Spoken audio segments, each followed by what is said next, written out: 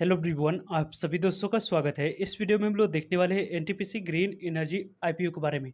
जो न्यूज़ निकल कर आ रही है, उस न्यूज़ के कारण से अब आपको देखा जाए तो शेयर होल्डर्स कोटा कितने परसेंट इसके टोटल इशू साइज में रहने वाली है और रिटेलर्स के लिए क्या कुछ यहाँ पे बैड न्यूज़ इस आईपीओ के साथ निकल कर आ रही है। रिकॉर्ड डेट क्या हो सकती है, प्राइस में जो टेंटेटिव मार्केट में खबर चल रही है उसके अकॉर्डिंग, और इल्डा आईपीओस में यदि आप लोगों को अलॉटमेंट नहीं मिला था तो इस आईपीओ में किस तरीके से कैसे फोकस कर सकते हो, इनके बारे में इस वीडियो में डिटेल्स में बात करने वाले हैं। सो वीडियो को अंत तक देखिएगा और ऐसे ही daily IPO, grey market, premium और स्टॉक स्पेसिफिक अपडेट के लिए चैनल को सब्सक्राइब कर लीजिए। कमेंट में टेलीग्राम ग्रुप का लिंक दिया गया है, वहाँ भी जुड़ सकते हैं टाइमली अपडेट के लिए। फर्स्ट ऑफ ऑल यहाँ पे देख सकते हैं NTPC green energy limited company के द्वारा डीआरएचपी फाइल किया जा चुका है। यानी कि आप लोगों को देखा जाए तो जो डीआरएचपी कंपनी के पास फाइल की गई है, सभी के पास कंपनी के द्वारा, उस डीआरएचपी फाइल को क्लियरेंस कब तक मिलेगी उसको तो आगे हम लोग डिस्कस करेंगे। लेकिन जो इस कंपनी की डीआरएचपी फाइल करेगी उसके अकॉर्डिंग आप लोगों को देखा जाए तो 1.2 बिलियन डॉलर्स की इस कंपनी की इशू साइज देखने को मिलने वाली है। इस कंपनी की बात करें हम लोग तो जो 1.19 बिलियन डॉलर्स की जो बात चल रही है उसके अकॉर्डिंग आप लोग को देखा जाए तो लगभग 10,000 करोड़ की इशू साइज इस कंपनी की हम लोगों को आने वाले समय में देखने को मिलेगी। वैसे डीआरएचपी फाइल की बात करें तो वेडनेसडे को ही इस कंपनी की डीआरएचपी फाइल करी गई है और इस कंपनी की कैश इन ऑन द यहाँ पे देखा जाए तो काउंट्री जो रिन्यूएबल एक्सपेंस प्लान है और आप लोगों को रेड हॉट इक्विटी मार्केट है उसके अकॉर्डिंग आप लोग कंपनी के द्वारा आईपीओ लाई जा रही है। कंपनी को यदि हम लोग देखें तो ये कंपनी आप लोगों को state own power producer NTPC only यहाँ पे इशू न्यू शेयर एग्जिस्ट, यहाँ पे देखा जाए तो एग्जिस्टिंग शेयर होल्डर्स कोई भी स्टेक अपने सेल करते हुए नहीं देखने को मिले। डीआरएचपी के अकॉर्डिंग आप लोग इस तरीके की बात करी गई है। यानी कि जो भी पैसा कंपनी 10,000 करोड़ आईपीओ के माध्यम से रेज करेगी उसमें कंपनी के पास टोटल पैसे जाने वाली है। रिन्यूएबल एनर्जी सेक्टर में जो ग्रोथ को पोटेंशियल को पूरी तरीके से कंपनी एनहांस करने वाली है, अपने आप में को ग्रोथ के अंदर पूरी डालने वाली है, तो उसके लिए पूरी तरीके से 10,000 करोड़ के पैसे की यूज़ होने वाली है। किसी भी तरीके कोई भी कंपनी की जो प्रमोटर्स हैं उनके द्वारा शेयर को सेल नहीं किया जाएगा।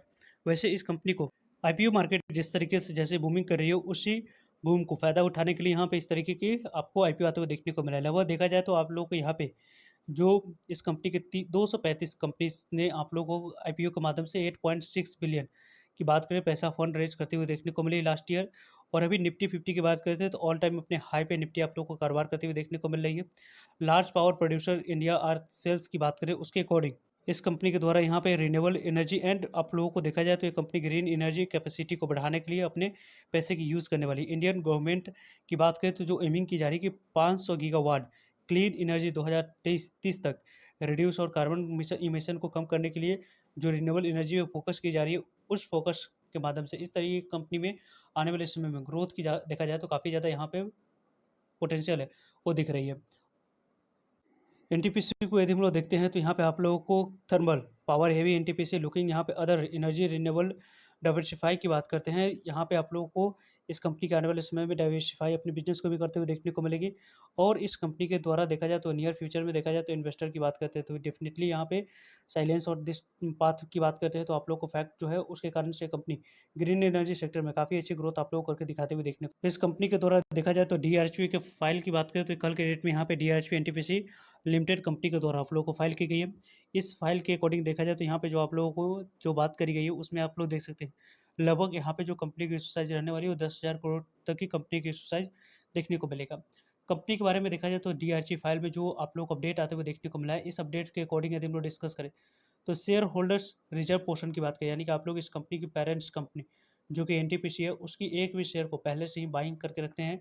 आरएचपी जिस तरीके से बजाज हाउसिंग फाइनेंस आईपीओ के रिगार्डिंग फाइल हुई थी उस फाइल से पहले यहाँ पे जिन्होंने बजाज फिनसर्व या बजाज फाइनेंस कंपनी की बात करें तो कंपनी के शेयर को बाइंग करके रखे थे, उनके द्वारा यहाँ पे शेयर होल्डर्स कोटा में एलिजिबल थे, उनके द्वारा अप्लाई करके अपने अलॉटमेंट चांस को बढ़ाई गई। तो उसी तरीके से इस कंपनी की भी टोटल इशू साइज की 10% शेयर आप लोगों को देखा जाए तो लगभग आप लोगों को यहाँ पे 10% यानी कि 1,000 करोड़ तक की शेयर होल्डर्स कोटा के पास जाने वाली है।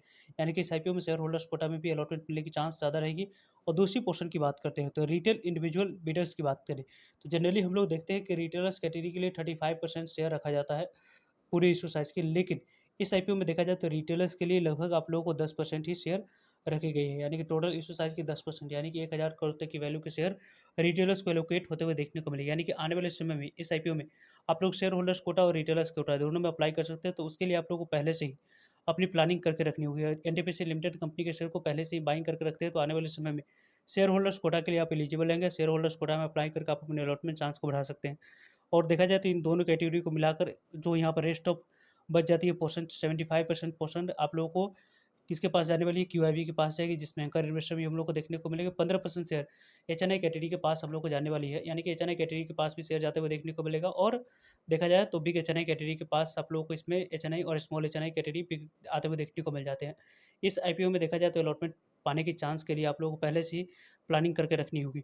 और कुछ पोर्शन की बात करें तो एम्प्लॉय कैटेगरी के लिए भी रिजर्व रखी जाएगी, जिसके रिगार्डिंग आने वाले समय में आप लोग को अपडेट मिलते हुए देखने को मिल जाएगी। तो यहाँ पे देखा जाए तो इस आईपीओ के रिलेटेड जो न्यूज़ और अपडेट निकल कर आई है, उस न्यूज़ और अपडेट को सही से समझने की कोशिश करें हम लोग। तो यहाँ पे आप लोगों को जो फर्स्ट ऑफ ऑल इस कंपनी की जो रिटेलर्स कैटेगरी की टोटल इशू साइज़ की 10% यहाँ पे शेयर रिजर्व रखा गया है। और शेयर होल्डर्स कोटा की बात करते हैं, तो 10% टोटल इशू साइज़ की यहाँ पे रिजर्व रखी गई है। यानी कि इस आईपीओ में अलॉटमेंट पाने की चांस को आपको बढ़ाने के लिए शेयर होल्डर्स कोटा के लिए एनटीपीसी लिमिटेड कंपनी के शेयर को खरीद को पहले से ही रखना होगा। और रिटेलर्स कैटेगरी में जनरली आप लोग को अप्लाई करने के लिए किसी भी तरह की कोई भी शेयर होल्डर्स कोटा नहीं होनी चाहिए माँगती है। तो यहाँ पे आप लोगों को देखा जाए तो इस कंपनी के बारे में यदि हम लोग डिस्कस करें तो आप लोगों को काफ़ी अच्छी अपॉर्चुनिटी आने वाले समय में इस आईपीओ में मिलने वाली है। इस अपॉर्चुनिटी को देखा जाए तो फ़ायदे उठाने के लिए जो इस कंपनी के पेरेंट्स पहले से ही लिस्टेड है एनटीपीसी लिमिटेड कंपनी, इस कंपनी की एक भी शेयर को आप लोग पहले से बाइंग करके रखेंगे तो यहाँ पे आप लोगों को 2.33% की तेज़ी के साथ जो आईपीओ की न्यूज़ आई है, उस न्यूज़ के कारण से इस कंपनी के शेयर प्राइस आज के डेट में अपने ऑल टाइम हाई को बनाते हुए देखने को मिला है। 431 रुपये 85 पैसा की all time high NTPC limited company के शेयर प्राइस जाते हुए देखने को मिले। वैसे आज के डेट में देखा जाए तो मार्केट में पूरी तरीके से स्ट्रेंथ गायब है, लेकिन इस कंपनी के शेयर प्राइस में एक अच्छी तेज़ी देखने को मिल रही है आईपीओ की खबर आने की वजह से। और देखा जाए तो पेरेंट्स कंपनी के शेयर को भी आप लोग पहले से बाइंग करके रखेंगे तो आने वाले समय में जब तक इस कंपनी की आईपीओ आने वाली है तब तक इस कंपनी के शेयर प्राइस 500 तक जाते हुए देखने को मिलेगी। इसकी पॉसिबिलिटी काफ़ी ज़्यादा हाई बनते हुए देखने को मिल रही है। वैसे आप लोग मेरी ओपिनियन पूछोगे तो मैं इस कंपनी को पहले से ही बाइंग करके रख रखा हूँ। और आने वाले समय में इस कंपनी में शेयर होल्डर्स कोटा और आने वाले समय में जितने नंबर ऑफ टाइम्स जिस कैटेगरी में सब्सक्राइब होगी उसके अकॉर्डिंग आप लोगों को इस कंपनी की रिकॉर्ड डेट की बात करें तो कब तक देखने को मिलेगी। तो जिस तरीके से हम लोगों ने एक्सपीरियंस हाल ही में किया है बजाज हाउसिंग फाइनेंस कंपनी की जब आईपीओ आई थी, आईपीओ ओपन होने से पहले जो आरएचपी यहाँ पे फाइल की जाती है, उस आरएचपी फाइलिंग की जो डेट रहती है उस डेट को रिकॉर्ड डेट माना जाता है। और उस रिकॉर्ड डेट तक उस कंपनी के पेरेंट्स कंपनी यानी कि जो बजाज हाउसिंग फाइनेंस कंपनी थी उसकी पेरेंट्स कंपनी बजाज फिनसर्व की बात करें, बजाज फाइनेंस की बात करें, उन दोनों में से किसी भी एक कंपनी के शेयर को पोर्टफोलियो में जिन्होंने बाइंग करके रखा था, उनके द्वारा ही शेयर होल्डर्स कोटा में अप्लाई किया गया। तो उसी तरीके से इस कंपनी की सेबी की तरफ से जैसे ही 102 महीने के बाद अप्रूवल मिलती है आईपीओ के लिए, वैसे ही इस कंपनी की बात करें जो आईपीओ है उसके आने की पॉसिबिलिटी ज़्यादा बन जाएगी। और उस आईपीओ की आने की जो पॉसिबिलिटी बनने वाली है उसमें आप लोगों को अपनी ज़्यादा अलॉटमेंट मिलने की चांस को बढ़ाने के लिए शेयर होल्डर्स कोटा में अप्लाई करने की प्लानिंग कर सकते हो। और अभी तक आप लोगों ने अपने शेयर होल्डर्स कोटा में अप्लाई करने के लिए शेयर को नहीं बाइंग करके रखे तो जरूर बाइंग करके रखें। आने वाले समय में एक भी शेयर को आप लोग बाइंग करके रखेंगे तो शेयर होल्डर्स कोटा में आप लोग आराम से अप्लाई कर सकते हैं। सो आप लोग किस तरीके से कैसे इस आईपीओ के रिगार्डिंग एक्साइटेड है कमेंट्स करके आप लोग बता सकते हो। सो आई होप आपके लिए सारी इन्फॉर्मेशन यूजफुल है। वीडियो को लाइक, चैनल को सब्सक्राइब और शेयर करने के लिए आप सभी का धन्यवाद। मिलते हैं एक नए इन्फॉर्मेटिव वीडियो में, तब तक के लिए जय हिंद, जय भारत।